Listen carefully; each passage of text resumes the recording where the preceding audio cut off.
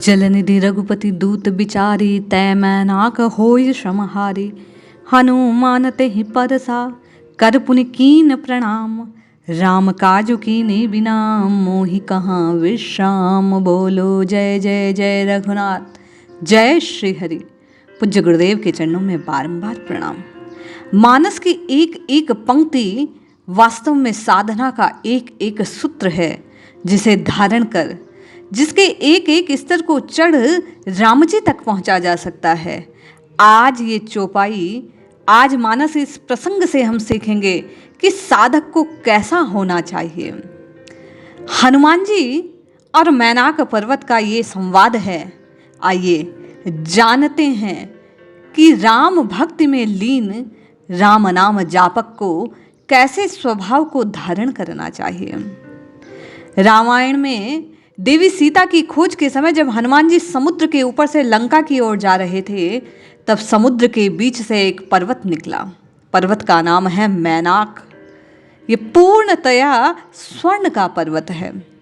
उस सोने के पर्वत ने हनुमान जी को देखा और कहने लगा, आप उड़कर लंका की तरफ जा रहे हैं, लेकिन अभी लंका बहुत दूर है। क्यों ना आप कुछ देर मुझ पर विश्राम कर लें।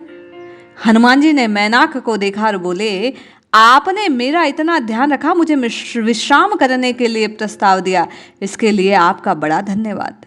लेकिन मैं अभी रुक नहीं सकता। मेरा लक्ष्य है माँ सीता की खोज करना, और जब तक मैं अपने लक्ष्य को पूरा नहीं कर देता, तब तक मैं रुक नहीं सकता, जब तक मैं राम काज को कर नहीं लेता। पर्वत बोला, अभी तो बड़ा लंबा सफर है, आपको विश्राम कर लेना चाहिए। हनुमान जी बोले, अभी मुझ में बहुत उत्साह है, लेकिन अगर मैं आपकी बातों में आकर रुक गया तो मुझ में आलस से आ सकता है। हनुमान जी समझ गए थे, सोने का पर्वत है, इस पर रुक गया तो कहीं ना कहीं मेरे जीवन में आलस्य भोग विलास आ सकता है। इसलिए मैनाक को धन्यवाद कहकर बाबा आगे बढ़ गए। जब हम किसी लक्ष्य की ओर बढ़ते हैं तो भोग विलास सुख सुविधा के साधन मिलते हैं। कभी कभी उन्हीं मैनाक रूपी पर्वतों में उलझकर हम अपनी साधना के पथ से विलग हो जाते हैं। बुद्धिमानी होनी चाहिए कि इन्हें स्पर्श करें, यानी इनका उपयोग करें, लेकिन अपने लक्ष्य की ओर आगे बढ़ें। कुछ लोग इन चीज़ों में बंधे रह जाते हैं और अपनी मंजिल से भटक जाते हैं। इस प्रसंग के माध्यम से साधक को सीखना चाहिए कि जीवन में कुछ भी आए, भोग विलास की समस्त वस्तुओं को ग्रहण नहीं करना, केवल उपयोग में लाना है और आगे बढ़ते रहना है।